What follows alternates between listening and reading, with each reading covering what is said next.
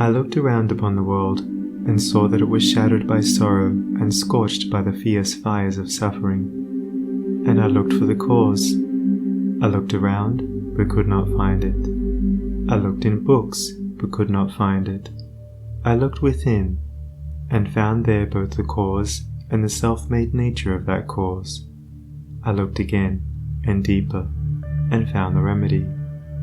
I found one law, the law of love, one life, the life of adjustment to that law, one truth, the truth of a conquered mind and a quiet and obedient heart. And I dreamed of writing a book which should help men and women, whether rich or poor, learned or unlearned, worldly or unworldly, to find within themselves the source of all success, all happiness, all accomplishment, all truth. And the dream remained with me, and at last became substantial, and now I send it forth into the world on its mission of healing and blessedness, knowing that it cannot fail to reach the homes and hearts of those who are waiting and ready to receive it. James Allen. Chapter 1. The Lesson of Evil. Unrest and pain and sorrow are the shadows of life. There is no heart in all the world that has not felt the sting of pain.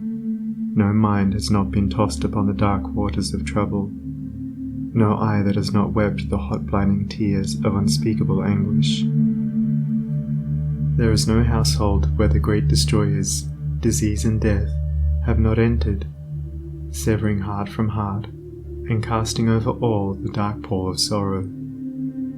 In the strong and apparently indestructible meshes of evil, all are more or less fast caught, and pain, unhappiness, and misfortune wait upon mankind. With the object of escaping or in some way mitigating this overshadowing gloom, men and women rush blindly into innumerable devices, pathways by which they fondly hope to enter into a happiness which will not pass away. Such are the drunkard and the harlot, who revel in sensual excitements. Such is the exclusive aesthete, who shuts himself out from the sorrows of the world, and surrounds himself with innovating luxuries. Such is he who thirsts for wealth or fame, and subordinates all things to the achievement of that object. And such are they who seek consolidation in the performance of religious rites. And to all the happiness sought seems to come, and the soul, for a time, is lulled into a sweet security and an intoxicating forgetfulness of the existence of evil. But the day of disease comes at last, or some great sorrow, temptation, or misfortune breaks suddenly in on the unfortified soul, and the fabric of its fancied happiness is torn to shreds. So over the head of every personal joy hangs the Damocletian sword of pain, ready, at any moment, to fall and crush the soul of him who is unprotected by knowledge. The child cries to be a man or woman. The man and woman sigh for the lost felicity of childhood. The poor man chafes under the chains of poverty by which he is bound, and the rich man often lives in fear of poverty, or scours the world in search of an elusive shadow he calls happiness. Sometimes the soul feels that it has found a secure peace and happiness in adopting a certain religion, in embracing an intellectual philosophy, or in building up an intellectual or artistic ideal. But some overpowering temptation proves the religion to be inadequate or insufficient. The theoretical philosophy is found to be a useless prop, or in a moment, the idealistic statue upon which the devotee has for years been laboring is shattered into fragments at his feet. Is there, then, no way of escape from pain and sorrow? Are there no means by which bonds of evil may be broken? Is permanent happiness, secure prosperity, and abiding peace a foolish dream? No, there is a way, and I speak it with gladness, by which evil can be slain forever. There is a process by which disease, poverty, or any adverse condition or circumstance can be put on one side, never to return. There is a method by which a permanent prosperity can be secured. free from all fear of the return of adversity, and there is a practice by which unbroken and unending peace and bliss can be partaken of and realized.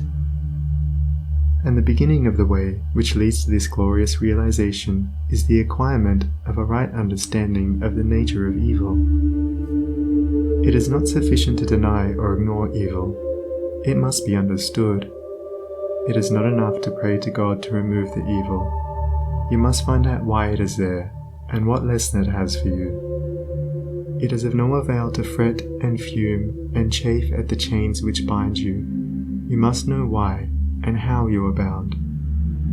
Therefore, reader, you must get outside yourself, and must begin to examine and understand yourself. You must cease to be a disobedient child in the school of experience, and must begin to learn, with humility and patience, the lessons that are set for your edification and ultimate perfection.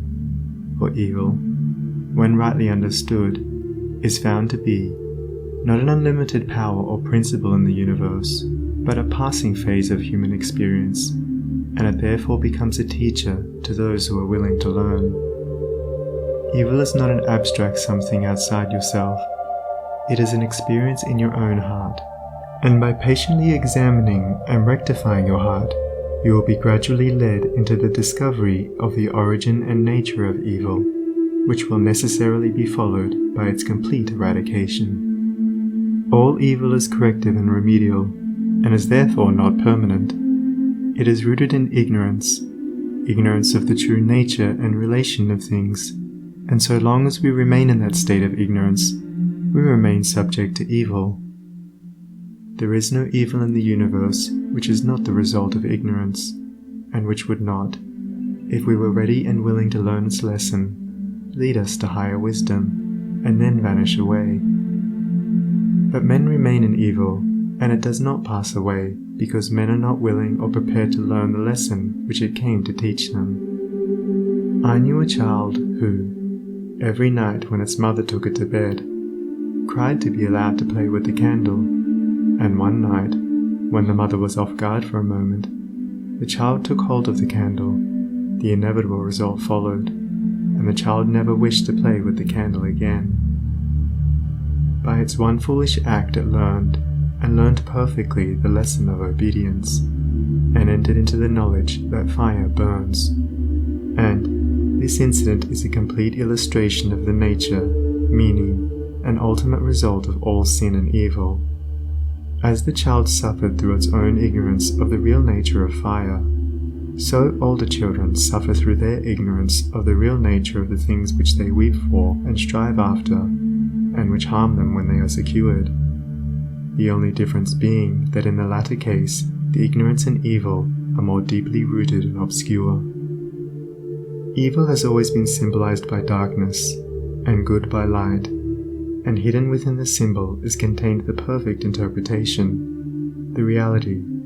For, just as light always floods the universe, and darkness is only a mere speck or shadow cast by a small body intercepting a few rays of the illimitable light, so the light of the Supreme Good is the positive and life-giving power which floods the universe, and evil, the insignificant shadow cast by the self that intercepts and shuts off the illuminating rays which strive for entrance.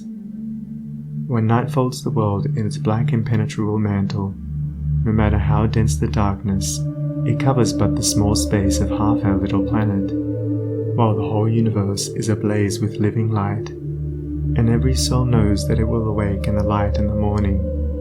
Know, then, that when the dark night of sorrow, pain, or misfortune settles down upon your soul, and you stumble along with weary and uncertain steps, that you are merely intercepting your own personal desires between yourself and the boundless light of joy and bliss, and the dark shadow that covers you is cast by none and nothing but yourself. And just as the darkness without is but a negative shadow, an unreality which comes from nowhere, goes to nowhere, and has no abiding dwelling place, so the darkness within is equally a negative shadow, passing over the evolving and light-born soul. But, I fancy I hear someone say, Why pass through the darkness of evil at all? Because, by ignorance, you have chosen to do so, and because, by doing so, you may understand both good and evil, and may more appreciate the light by having passed through the darkness. As evil is the direct outcome of ignorance, so, when the lessons of evil are fully learned, ignorance passes away, and wisdom takes its place. But as a disobedient child refuses to learn its lessons at school, so it is possible to refuse to learn the lessons of experience, and thus remain in continual darkness, and to suffer continually recurring punishments in the form of disease, disappointment, and sorrow. He, therefore, who would shake himself free of the evil which encompasses him, must be willing and ready to learn, and must be prepared to undergo that disciplinary process without which no grain of wisdom or abiding happiness and peace can be secured. A man may shut himself up in a dark room, and deny that the light exists, but it is everywhere without, and darkness exists only in his own little room. So you may shut out the light of truth, or you may begin to pull down the walls of prejudice, self-seeking, and error which you have built around yourself, and so let in the glorious and omnipresent light. By earnest self-examination, strive to realize, and not merely hold as a theory, that evil is a passing phase, a self-created shadow, that all your pains, sorrows, and misfortunes have come to you by a process of undeviating and absolutely perfect law, have come to you because you deserve and require them, and that by first enduring, and then understanding them, you may be made stronger, wiser, nobler. When you have fully entered into this realization, you will be in a position to mold your own circumstances, to transmute all evil into good, and to weave, with a master hand, the fabric of your destiny. What of the night, O watchman, seest thou yet? The glimmering dawn upon the mountain heights, the golden herald of the light of lights. Are his fair feet upon the hilltop set? Cometh he yet to chase away the gloom, and with it all the demons of the night? Strike yet his darting rays upon thy sight? Hearest thou his voice, the sound of error's doom? The morning cometh, lover of the light. Even now he gilds with gold the mountain's brow. Dimly I see the path whereon even now his shining feet are set toward the night. Darkness shall pass away, and all the things that love the darkness and that hate the light shall disappear forever with the night. Rejoice, for thus the speeding herald sings.